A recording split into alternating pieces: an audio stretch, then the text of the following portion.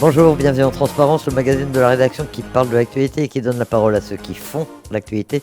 Notre invité ce midi, c'est Christopher Gégès, membre du gouvernement et l'un des porte-parole des loyalistes. Bonjour. Bonjour. Merci d'accepter notre invitation à quelques jours maintenant de la visite du président de la République. Il est attendu lundi soir en Nouvelle-Calédonie. Mais actualité oblige, on va commencer par le remaniement ministériel qui a eu lieu cette nuit pour nous, avec notamment un nouveau ministre en charge des Outre-mer. Il s'agit de Philippe Vigier, qui remplace Jean-François Carenco. Qu'en pensez-vous? Est-ce que vous connaissez Philippe Vigier? Pas du tout. Donc je vais être honnête avec vous, je connais un peu son parcours. Je sais qu'il a fait un rapport sur la défiscalisation, enfin en tout cas il a participé à un rapport sur la défiscalisation outre-mer, mais je ne le connais pas plus que ça. Donc je sais qu'il vient avec le président de la République la semaine prochaine, donc on aura l'occasion de faire connaissance. Ce changement, c'est un désaveu tout de même pour Jean-François Carenco, qui est resté un an rue Oudéno. Ouais, je crois que Jean-François Carenco a fait le travail qu'on lui a demandé de faire. C'est toujours compliqué les remaniements, mais en tout cas, enfin moi je tiens à exprimer ma sympathie pour Jean-François. Enfin, on a travaillé quand même ensemble sur quelques sujets, notamment sur l'énergie, et je doute pas qu'il aura encore d'autres activités par la suite. De toute façon, le dossier calédonien est géré directement maintenant par le ministre de l'Intérieur et des Outre-mer. Oui, exactement, mais c'est pour ça que enfin, la principale annonce du remaniement, c'est que Gérald Darmanin continue à gérer la Nouvelle-Calédonie, à traiter la Nouvelle-Calédonie. Ça, c'était la chose la plus importante pour nous, parce qu'il s'est impliqué vraiment personnellement ces derniers mois avec plusieurs déplacements, avec des rencontres avec les différents protagonistes, et il faut du temps pour nous connaître en Nouvelle-Calédonie, donc et surtout retisser des liens avec les indépendantistes. Je crois que c'est ce qu'il a fait ces derniers mois, donc c'est très bien que Gérald Darmanin reste. Il a un caractère qui est franc, il dit ce qu'il pense et il fait ce qu'il dit. Gérald Darmanin, qui vient lui aussi avec le président de la République, il y aura également Sébastien Lecornu. C'est quand même des gens que l'on connaît ici et qui connaissent bien le dossier. Ouais, c'est une très grande satisfaction d'avoir Gérald Darmanin qui revient, mais aussi Sébastien Lecornu, que tous les Calédoniens ont appris à connaître quand il était ministre de l'Outre-mer, qui a laissé une trace importante en Calédonie, et surtout il revient avec la casquette de ministre des Armées, ce qui est important et qui est un signal sur l'avenir de la Nouvelle-Calédonie, puisque le président de la République, et on y reviendra, mais on aura l'occasion de faire des grandes annonces sur l'avenir du territoire. Et le fait que Sébastien Lecornu soit dans les valises du président, c'est un signal important, et je pense qu'il y aura des séquences sur l'armée. Et puis une satisfaction aussi dans ce remaniement, on imagine, le maintien de Sonia Backès au gouvernement, vous n'en doutiez pas? Non. Pas du tout. Non, je crois que Sonia fait un travail remarquable en tant que membre du gouvernement de la République. J'avais déjà eu l'occasion de dire lors de sa nomination que c'est une vraie fierté pour la Nouvelle-Calédonie d'avoir une Calédonienne au sein du gouvernement. C'est une fierté et c'est utile, puisque ça fait avancer plus vite certains dossiers. Donc, non, je suis très fier que Sonia puisse continuer à être au sein du gouvernement et au sein du gouvernement d'Emmanuel Macron. Et elle aussi, elle arrive avec le président de la République. Il y aura beaucoup de monde pour cette visite présidentielle. Globalement, Christopher Gégès, qu'est-ce que vous pensez de ce remaniement? Le maintien d'Elisabeth Borne, finalement relativement peu de changements. Le président de la République avait donné 100 jours pour une période d'apaisement. Il y a eu au milieu les émeutes urbaines. Est-ce que la réponse qui a été apportée par ce remaniement vous semble à la hauteur des enjeux? On parle au niveau national, là. Oui, il y a un recentrage quand même aussi sur des profils qui sont beaucoup plus politiques. On voit le fait que Gabriel Attal prenne la place à l'éducation nationale, c'est pour politiser au bon sens du terme la fonction. C'est vrai que c'est pas forcément le remaniement que tout le monde attendait, où beaucoup de choses à échanger, qu'il y a une certaine continuité. Je crois que le président de la République a été élu sur un programme, il le met en œuvre. La réforme des retraites, c'était quelque chose qui était annoncé. Et je crois que la feuille de route du gouvernement encore aujourd'hui, c'est de mettre en œuvre pourquoi il a été élu. On a beaucoup de défiance vis-à-vis du monde politique. Là, on a un président de la République qui a été élu sur un programme et qui fait ce qu'il dit, même si c'est pas forcément populaire tout le temps. On a au niveau de la métropole un taux de chômage qui a jamais été aussi bas, la France qui est depuis plusieurs années consécutivement le pays le plus attractif d'Europe, et ce qui n'était pas forcément le cas jusqu'à présent. Donc moi, je suis très fier de soutenir encore ce gouvernement, et je suis sûr que, in fine, les Français l'auront bien compris. Alors Emmanuel Macron est attendu, nous le disions, lundi soir en Nouvelle-Calédonie pour une visite de 2 jours avant de se rendre au Vanuatu et en Papouasie-Nouvelle-Guinée. Qu'est-ce qu'il faut attendre de ce voyage? Et puis la première question, c'est pourquoi maintenant? On entend beaucoup de gens dire, mais il va y avoir des discussions trilatérales au mois d'août. Est-ce que c'est le moment que le président de la République vienne parler en Nouvelle-Calédonie? Il y a une chose déjà que nous on attend, enfin au niveau des loyalistes, on a beau soutenir le président de la République, accompagner ce gouvernement, ça ne nous empêche pas de passer des messages sur les attentes qu'on a. Et les Calédoniens se sont exprimés par 3 fois en disant non à l'indépendance. Le président de la République, le soir même du référendum, a dit la Nouvelle-Calédonie est française et la Nouvelle-Calédonie restera française parce que les Calédoniens ont fait le choix d'y rester. Maintenant, on n'attend pas de dire qu'il y ait des nouveaux transferts de compétences ou des choses comme ça. On attend du président de la République, c'est quoi le projet de la Nouvelle-Calédonie dans la France? C'est quoi la place de la Nouvelle-Calédonie au sein de la République? Comment la Nouvelle-Calédonie sert le dessin national sur différents points? Enfin, je pense à France 2030, qui est la stratégie élaborée par le président de la République sur la décarbonation de l'industrie. Je pense que la Calédonie a quand même un rôle à jouer. Sur la place géostratégique au niveau numérique dans la zone, la Calédonie a un rôle à jouer. Sur les grands fonds, la Calédonie a un rôle à jouer. Sur l'autonomie alimentaire, on a des choses à proposer. Donc je pense que la Calédonie, enfin, et c'est ce qu'on propose au niveau des loyalistes, que la Calédonie serve à la France plutôt que d'être finalement un boulet de ces dernières années où la Calédonie était plus un problème qu'une solution. On veut être une solution et je crois que le président de la République est là pour le dire. Il vient en juillet avant les discussions également institutionnelles parce qu'il y a une bonne répartition des choses, je pense. Gérald Darmanin fait un travail extrêmement important et de manière brillante ces derniers mois. Le président est là aujourd'hui pour donner de la hauteur au projet de la Nouvelle-Calédonie au sein de la République. Parce que justement, bon, horizon 2030, c'est bien, mais on a des échéances qui sont plus courtes. Les provinciales en mai 2024, la nécessité d'avoir changé le corps électoral, ouvert le corps électoral d'ici là, et puis ce projet de statut qui traîne. On a cru comprendre que le chef de l'État souhaitait aujourd'hui un accord global qui intègre tout, plutôt qu'un petit accord et un grand accord comme ça avait été envisagé un temps par Gérald Darmanin.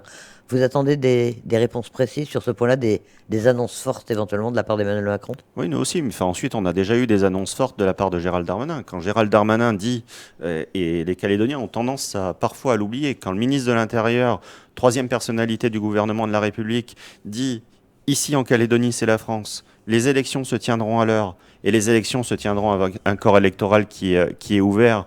Et s'il y a un jour un choix d'autodétermination, il se le fera le plus tard possible et de manière la plus complexe possible en interrogeant les Calédoniens.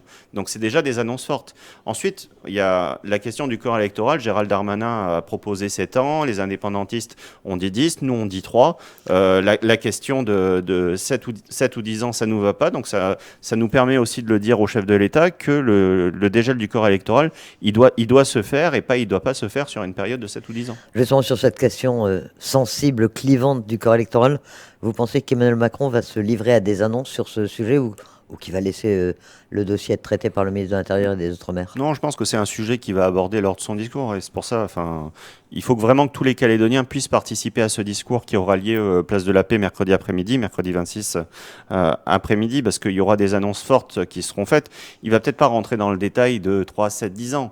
Il va projeter la Calédonie dans un temps long, et projeter la Calédonie dans un temps long, c'est permettre d'avoir une Calédonie qui est ouverte, une Calédonie qui accueille, une Calédonie qui arrête d'exclure des personnes qui veulent s'investir profondément dans ce pays. Et donc, rien de mieux que le président de la République pour projeter la Calédonie et de dire que cette Calédonie française est ouverte au reste de la nation. Sur le futur statut lui-même, sur la réforme des institutions proprement dites, est-ce que le président de la République, là aussi, va donner des pistes? Est-ce que vous attendez que ce soit un peu lui qui donne les grandes lignes, qui tienne la plume d'une certaine manière? Non, je pense que le président de la République, il donne le cap. La réforme des institutions, c'est quelque chose qu'on demande. J'avais eu l'occasion de venir sur ce plateau déjà et d'autres responsables, Sonia Backes, Nicolas Metzdorf, des loyalistes, ont eu l'occasion de le dire. La question du dégel du corps électoral ne peut pas constituer le seul point de l'accord de sortie. C'est important, c'est essentiel, mais c'est normal. Le corps électoral doit être réouvert.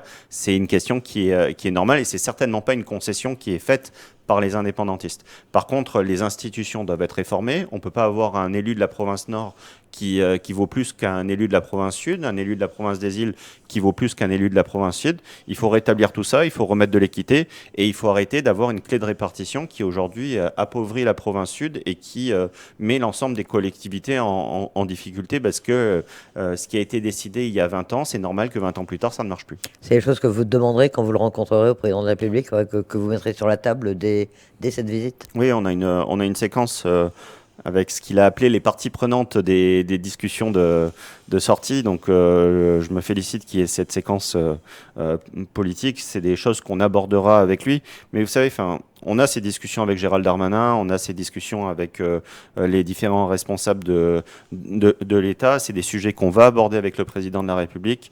Mais je le redis, le président de la République est là pour mettre un cap. Et il est là pour mettre un cap de dire c'est quoi la Nouvelle-Calédonie française pour les décennies qui viennent. Les Calédoniens ont fait le choix de maintenir la Calédonie dans la France. Comment la France, aujourd'hui, considère la Nouvelle-Calédonie dans son projet? Et je pense que ça intéressera même les indépendantistes. Parce que je sais qu'il y a des indépendantistes qui disent « Ok, il y a eu ces référendums, comment la France nous considère aujourd'hui ?» Et donc, il faut que le président de la République dise ça et nous donne cette place. Je vais vous prendre une question sur le nickel.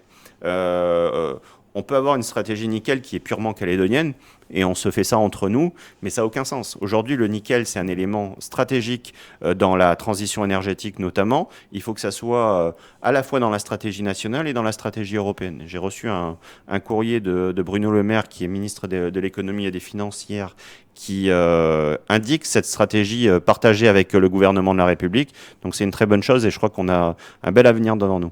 On y reviendra dans un instant, mais je vais rester sur le côté purement avenir institutionnel, si on peut dire. Est-ce que la présence du président de la République va, selon vous, débloquer les choses sur l'avenir? On sait que les choses ont un peu avancé, on sait qu'il est prévu des trilatérales à la fin du mois d'août. Les indépendantistes sont pas, voilà, les indépendantistes n'ont pas encore dit clairement qu'ils y participeraient. Est-ce que la présence d'Emmanuel Macron peut les inciter? Est-ce que lui, il va trouver les mots, les moyens de les ramener autour de la table? Oui, j'espère, parce que je pense que les indépendantistes respectent le chef de l'État. Enfin, ça a toujours été le cas. Je crois qu'ils ont accepté de participer à la séquence partie prenante qui aura lieu mercredi matin.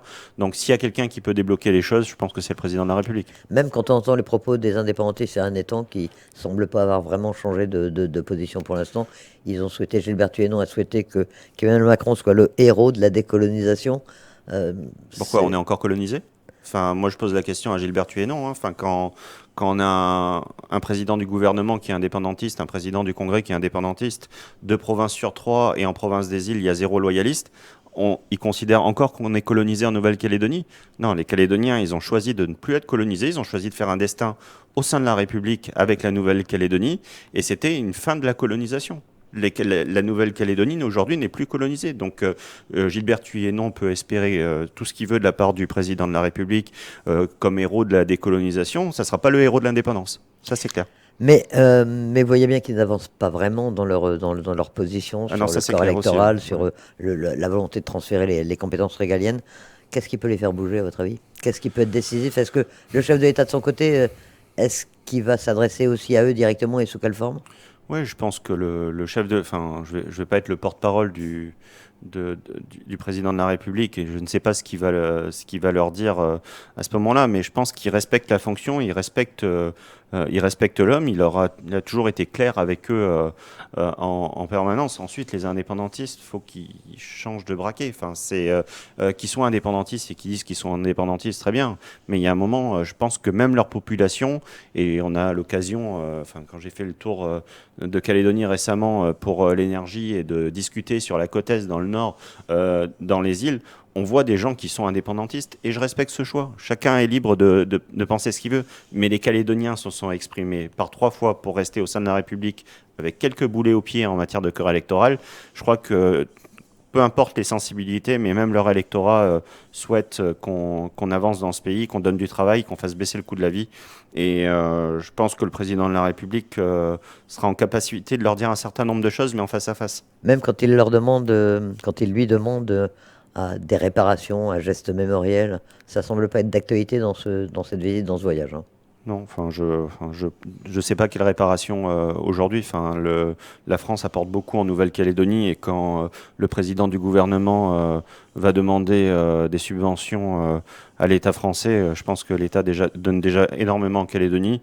Et quand la Nouvelle-Calédonie est en cessation de paiement annoncée par membre du gouvernement indépendantiste, quand la CLR, on en parlait ce matin, enfin vous en parliez ce matin, est en forte difficulté, quand le RUAM est en très forte difficulté, quand la SLN est en très très grande difficulté, quand l'usine du Nord, le symbole des indépendantistes, est en très grande difficulté et fait appel à l'État pour changer les choses, je crois que les indépendantistes devraient mettre leurs revendications d'indépendance un peu de côté et se concentrer sur les vrais sujets.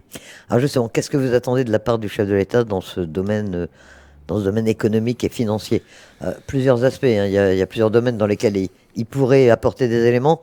On sait que le président du gouvernement, Louis Mapou, a sollicité l'aide financière de l'État au mois d'avril ou de mai.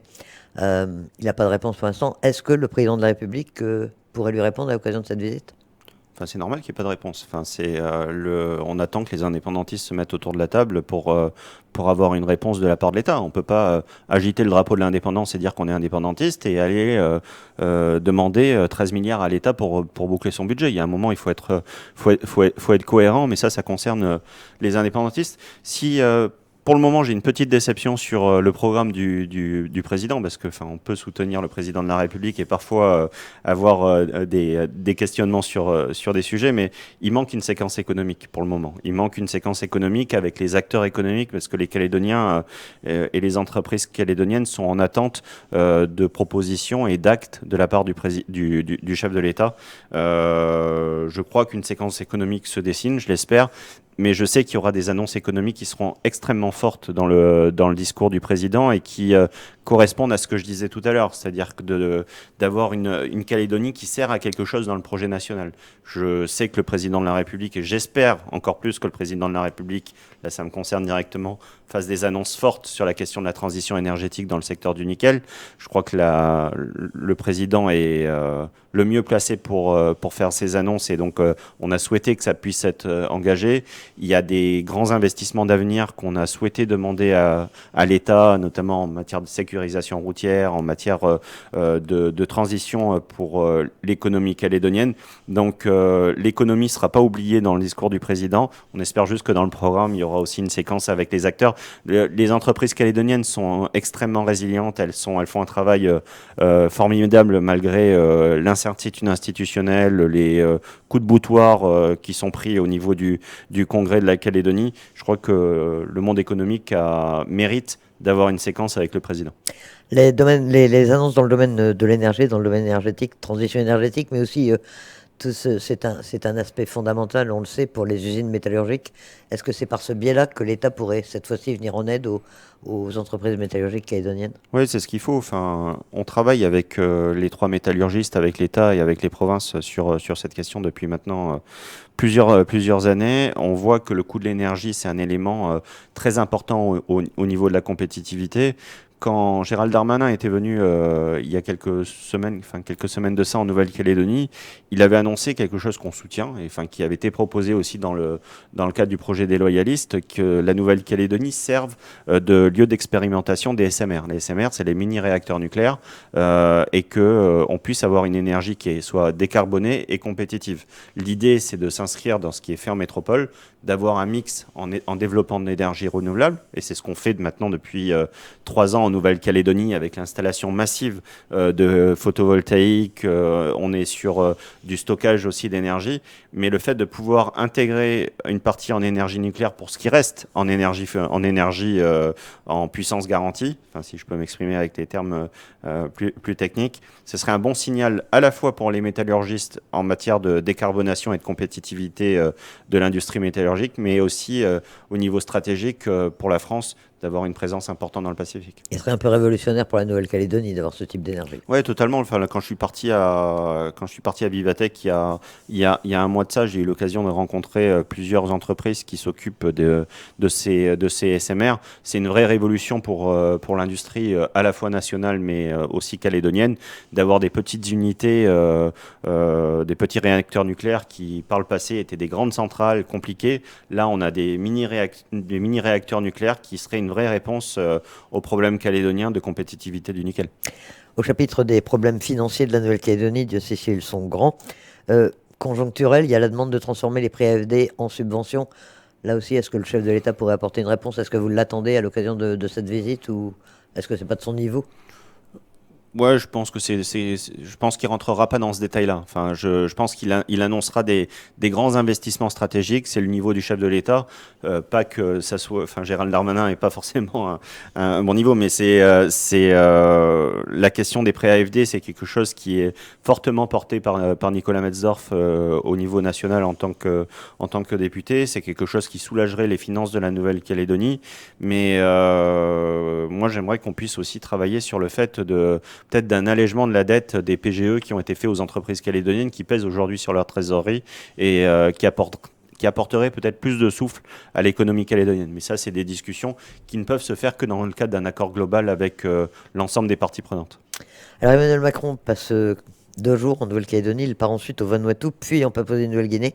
Ce sont des escales qui ont également un sens pour la Nouvelle-Calédonie. C'est la place de la Calédonie dans la stratégie Indo-Pacifique de la France, en fait. Oui, un des éléments majeurs du discours du président quand il se déplacera, ça sera l'axe Indo-Pacifique. C'est en Nouvelle-Calédonie la première fois où il l'a évoqué quand il était venu en 2018. Ce déplacement au Vanuatu, ce déplacement en Papouasie-Nouvelle-Guinée, c'est des déplacements qui sont historiques et qui ancrent la France dans le Pacifique. On est le dernier territoire européen dans le Pacifique suite au Brexit. Et le fait que la France se réaffirme dans ces zones-là qui avaient été par le passé laissées aux Chinois, hein. Enfin, pour être clair, aujourd'hui, on a un ambassadeur de France au Vanuatu qui fait un travail formidable de réimplantation de la France et de réaffirmation de la France. Gérald Darmanin y était allé il y a quelques mois de ça également. Là, le fait que le président de la République se dépasse au Vanuatu et en Papouasie-Nouvelle-Guinée, c'est pour dire que la France est présente dans le Pacifique et compte fortement affirmer son rôle de puissance dans l'axe Indo-Pacifique grâce à la Nouvelle-Calédonie qui ne peut que nous satisfaire. Alors, cette visite du président de la République en Nouvelle-Calédonie, c'est bien sûr ce qui va très largement dominer l'actualité dans les jours qui viennent.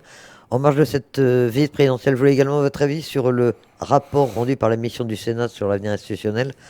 Beaucoup d'entretiens, beaucoup de rencontres, beaucoup de travail. Cette mission qui souhaite un accord global et consensuel qui puisse être validé par une réforme constitutionnelle. Qu'est-ce que vous en pensez? Ça apporte des éléments pour la recherche d'un nouveau statut pour la Nouvelle-Calédonie et même sur la méthode à suivre? Oui, tout rapport est bon à prendre et le Sénat joue un rôle important et va jouer un rôle important dans les prochaines semaines, les prochains mois et les prochaines années sur la Calédonie. On a des gens qui connaissent extrêmement bien la Calédonie qui ont élaboré ce rapport et je crois que le fait de réaffirmer que des discussions à trois doivent se tenir le plus rapidement possible pour sortir de l'incertitude ne peut être qu'une bonne chose. Vous y croyez, vous, à ces trilatérales à la fin du mois d'août? Oui, je suis toujours très positif. Donc, j'ose espérer que les indépendantistes se rendent compte qu'ils ont le même intérêt que nous à ce que la Nouvelle-Calédonie avance et que leur population puisse trouver du travail, avoir de la visibilité et avoir le coût de la vie qui baisse et d'avoir des vraies perspectives d'avenir. Avec quel calendrier après? Un accord global, un accord sur le statut avant les provinciales ou après les provinciales? Non, il le faut avant. Enfin, c'est important qu'on puisse avoir un véritable accord. Ensuite, s'il n'y a pas d'accord, ben, on ira au provincial et puis chacun défendra son projet. Vous savez, on a arrêté d'être dans l'attente des indépendantistes. Si les indépendantistes viennent et qu'on discute, c'est une bonne chose. La Calédonie ne va pas arrêter d'avancer parce que les indépendantistes ne veulent pas avancer. Ils viennent, c'est bien. Ils viennent pas, bah tant pis. Comme diraient certains. Avant ça, vous le disiez, il y a l'échéance des sénatoriales, le 24 septembre. Vous êtes déjà engagés les uns et les autres dans la campagne. La donne commence un peu à se dessiner, mais on imagine que d'ici septembre, il y aura sans doute d'autres candidatures. Vous, c'est déjà un objectif et c'est déjà un élément de votre mobilisation? Oui, c'est un objectif qui est capital. Enfin, on ne peut pas se permettre d'avoir un sénateur indépendantiste qui siégeait au Palais du Luxembourg. Donc, on a été au Jardin du Luxembourg et Palais du Luxembourg. On a été très clair. Nous, on a Sonia Backès qui est candidate avec Gilles Brial comme suppléant. Donc, c'est une candidate Renaissance. On a dit que pour assurer le fait qu'il y ait une majorité non indépendantiste au Sénat et qui projette une union des non-indépendantistes pour les provinciales, il fallait soutenir le candidat qui était investi par les Républicains, en l'occurrence Pierre Frogier. Donc on est dans cette ligne-là d'avoir deux candidats non-indépendantistes qui siègent au Sénat. Je crois que c'est important, justement, vous citiez la réforme constitutionnelle. On ne peut pas se passer d'avoir des sénateurs qui sont pleinement investis dans le combat non-indépendantiste. Cette union en Calédonie, loyaliste au rassemblement qui débarquait en métropole, fait une alliance entre Renaissance et les Républicains, ça passe bien aussi au niveau national, il n'y a pas de, il y a pas de Ça n'a problème. pas l'air de poser problème. Sonia Abakas l'a dit. Enfin, c'est des choses qui sont actées avec le président de la République, qui sont actées avec Gérald Darmanin. Et moi, je suis convaincu que on doit. Ces sénatoriales sont le début des provinciales. Et donc que pour les provinciales, pour retrouver un gouvernement non indépendantiste et un congrès non indépendantiste, ça passe par l'union des non indépendantistes. Et l'union des non indépendantistes, elle doit débuter dès aujourd'hui si on veut être crédible au provincial. Christopher Gégès, merci d'accepter cette invitation. Encore un mot, le président de la République arrive lundi soir, on l'a dit. Il tiendra un discours mercredi, place des Cocotiers, ce sera un discours public. Historique. Et en plus historique, dites-vous, vous appelez évidemment, j'imagine, les Calédoniens, vos militants, enfin les militants des loyalistes, mais au-delà de tous les Calédoniens, venir l'écouter. Ouais, tous les Calédoniens, parce que le président de la République s'est fortement engagé sur la Calédonie. Il a, au cours de son premier mandat, organisé les 3 référendums, il nous a aidés sur le Covid, il nous a aidés au niveau économique. Donc il y a un moment, il faut savoir dire merci en Calédonie. C'est un bon moment de lui dire merci et c'est surtout un bon moment de lui montrer que la Calédonie est profondément française. Et donc moi j'invite les Calédoniens à venir massivement sur la place des Cocotiers. On distribuera des drapeaux bleu, blanc, rouge aussi pour être présents. Il y aura des images qui seront faites au niveau national et je pense qu'au-delà de montrer au président de la République que la Calédonie est pleinement française et fière de l'être, il faut le montrer aussi à la nation à travers les médias nationaux qui seront là. Il y a les discours du président de la République, il y en a peu en Calédonie. On se souvient du discours de Jacques Chirac, on se souvient du discours de Nicolas Sarkozy à la Reine du Sud. Je pense que chacun se souviendra du discours d'Emmanuel Macron le 26 juillet. Qu'on aime ou pas Emmanuel Macron, c'est le président de la République qui s'adresse aux Calédoniens et je pense qu'il faut que chacun aille l'écouter. Et il y aura effectivement de très nombreux journalistes métropolitains qui seront là pour couvrir ce voyage et donc diffuser des images. Christopher Gégès, merci d'accepter votre invitation. Merci À à quelques vous. jours de cette arrivée du président de la République.